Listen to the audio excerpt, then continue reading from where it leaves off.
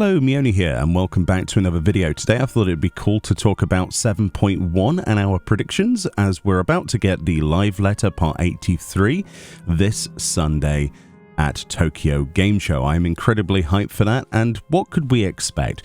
Well, essentially this is a part 1 of 2 parts, presumably live letters, before the release of patch 7.1. If you judge the new cycle of release dates with the end of Endwalker, then you'll probably see the actual release of patch 7.1 in the first week or so of November. This likely means that the 5th of November, which would be a Tuesday, would likely be the targeted release date, although of course there's no confirmation and we're not taking into any delays that we don't know about. However, the live letter will most likely not talk about the release date until the second part of it, which presumably will be in October. So then, what could we expect to be talking about, and what could they show? I don't think any in-game stuff will be shown at all, considering this is actually taking place live at a stage at Tokyo Game Show, which presumably doesn't have the facilities to allow Yoshi P and Foxclone to go inside the game. I could be wrong, but usually the part 1 of a live letter doesn't have that stuff. They save that in-game sort of showcase for part 2 of a live letter closer to the release date. So what can we expect them to talk about? Well, first of all, they've been quiet about the new tribal quests. Presumably the Pelu Pelu, which are known merchants, possibly crafting or gathering or both, could be included in this patch. It might be mentioned at some point. I'd love to learn more about the Pelu Pelu, and quite honestly, I do like my tribal quests. I think they're great. Another thing that's a guarantee, though, is the MSQ. Presumably this will come with a brand new dungeon, new storyline to follow on from the ending of 7.0, and possibly a new normal mode trial. We'll have to wait and see. There will also be, however, a level 100 trial extreme. So the level 100 trial that we had at the end of 7.0, presumably we should get the extreme version of that added to the game, so that'll give us another mount to go and collect, presumably more wings to collect. I'm still yet to get the others at the moment. My totems are climbing, but the drop rate seems to be very low on that. Additionally, we also have the whiteboard raid planner that should be implemented for 7.1, fingers crossed. This was talked about in a recent UI developer panel at PAX. Essentially this, if you haven't seen this before or you've forgotten about this, allows you to plan things out with your team, to have multiple saved images and share these in the game with your raid team so that you can best plan things, where people are standing, positionals, that kind of thing, how mechanics work on the fly. This is a great tool and honestly means that you would have to spend less time tabbing out of a game to theorycraft on other whiteboard planners that you have on the internet. So this is cool to have something integrated in the game, and the sooner they put it in, the better. Presumably it would be good to have this prior to 7.2 when the next raid series would come out. Fishing support for GPOs will be in 7.1. This was also confirmed in that PAX panel about the UI team. So if you're excited to take pictures of your fishing with your fishing rod in hand, then that should be in. Also chat bubbles. This is something that I think they mentioned should be targeted for 7.1. It could be at a later date, but that's something that a lot of people have been talking about. It's a good RP tool, and it's kind of cool to see NPCs do it. It'd be interesting to see how chat bubbles actually feel when you start walking around a town and you see people typing and their little bubbles pop up above their head. I'm sure there'll be some limitations and filters for that, most likely. Additionally, there's the portrait screenshots and the ability to pan horizontally in G-pose after adjusting your roll angle. This is because a lot of people, I think presumably the Japanese audience, like to take portrait images of their characters. So what I mean is portrait shape, not landscape, where you're able to rotate the canvas essentially and take a vertical picture. Me personally, I just crop an image by just taking a landscape picture and then taking a vertical slice, but I guess this is a feature for taking vertical screenshots similar to how you would like with a phone. So that presumably will be in 7.1.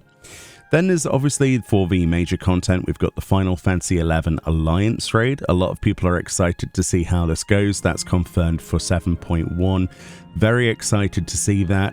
I want to know what the storyline's like, how much it ties into, you know, the world of Final Fantasy XI, how much they've kept true. And of course, we've got quite a few characters already in the game that have not disappeared. If you've done the Final Fantasy XI crossover events before, then you'll know exactly who I'm talking about. Did not go back to their world. They're still in our world. So that could be a good link to that Alliance raid. Hopefully they make it fun, and you can expect them to bring it into our universe. So renditions of, you know, things from that universe, but perhaps not exactly as you remember them. Very excited for the Alliance raid. Very excited.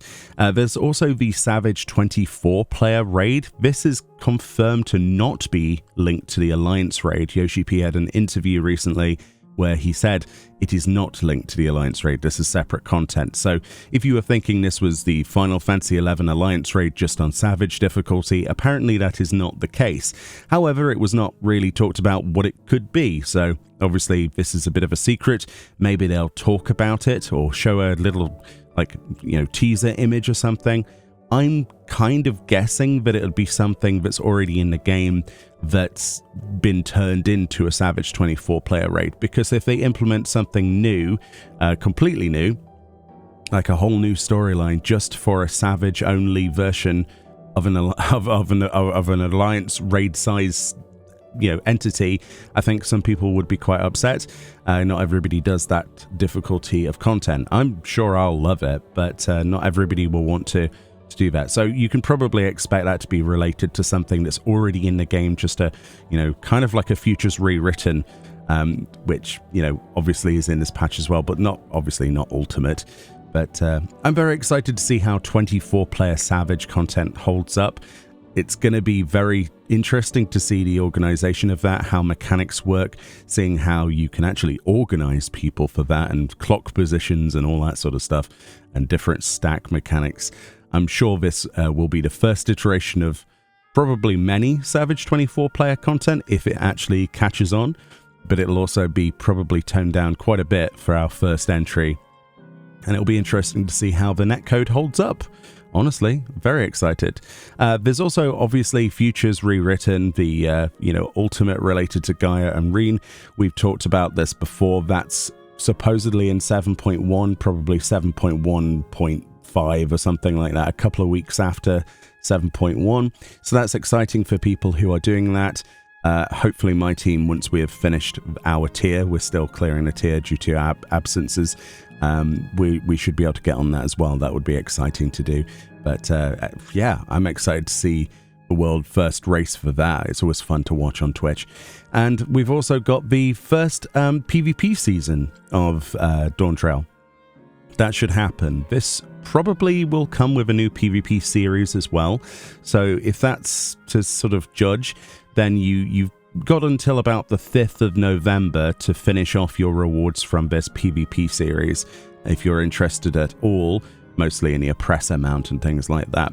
So with the ranked season, obviously you'll be able to go for your ranked titles and, you know, achievements and portrait frames, that kind of thing. But and also the enhancement for the Hellhound stuff as well, like the fiery stuff. So that should be exciting. I'm really looking forward to trying out some Pictomancer in PvP, in a PvP season. That's going to be fun. And with a PvP series, that's going to be fun because they always give us lots of rewards, you know, mounts, minions, hairstyles, that kind of thing. So very excited for that kind of content to actually progress and do videos on. Obviously, there's also the character model updates, or at least the first iteration of some updates based on feedback. Yoshi P put out a massive thread about this on the Lodestone a few weeks ago now, it turns out. This is mostly focusing on future adjustments to what's already happened. So first of all, I think they're targeting adjustments to eyelashes and eyebrows with certain face types, because certain face types have very strange behavior with eyelashes and eyebrows, and some of them look a little bit off. There's also many other character issues on character creation that have obviously been created from their character creator overhaul and the way that the graphics update is reflecting those changes is not what they want it to look like. So presumably we'll have some of those updated.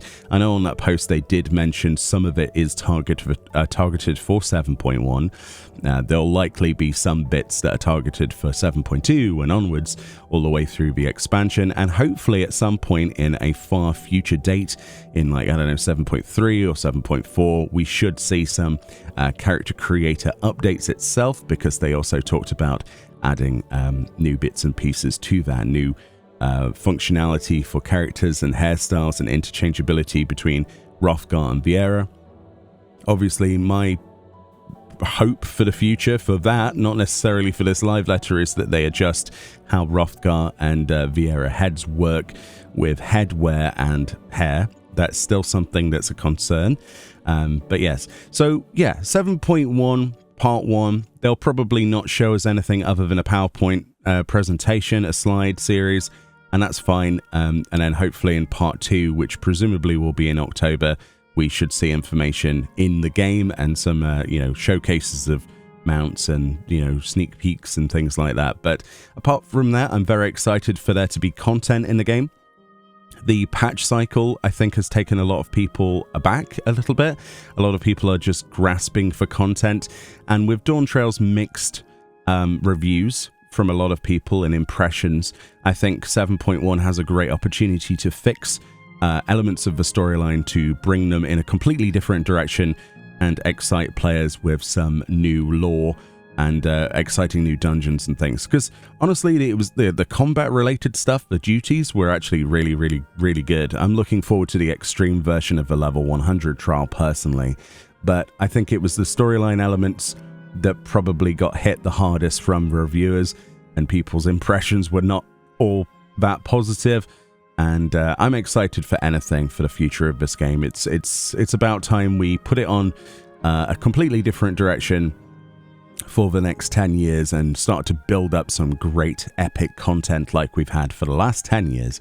Anyway, what are you most excited for 7.1? What else do you predict will be talked about in part 1 of this live letter this Sunday at the Tokyo Game Show for part 1 of 7.1's preview? I'm excited for everything. I can't wait for them to probably talk about the next limited job at some point. I don't know when that's going to happen. Probably not in this patch, probably like 7.2 and onwards. And of course, there's the field instance, which probably won't get talked about until much later in the expansion. That doesn't seem like Shade's Triangle would be something they talk about anytime soon, but I could be wrong. Who knows? Anyway, very excited for Sunday. My usual coverage will be there with my breakdown summary and of course any subsequent videos talking about individual topics. Thank you so much for watching my videos. It's been a really rough month lately. Thank you so much for your support on Patreon, and of course anybody who's joined my membership program. I have very little to offer you in return for it, but it definitely helps keep the bills paid and me doing videos on the game I love. Much love, and I'll see you all next time. Bye-bye.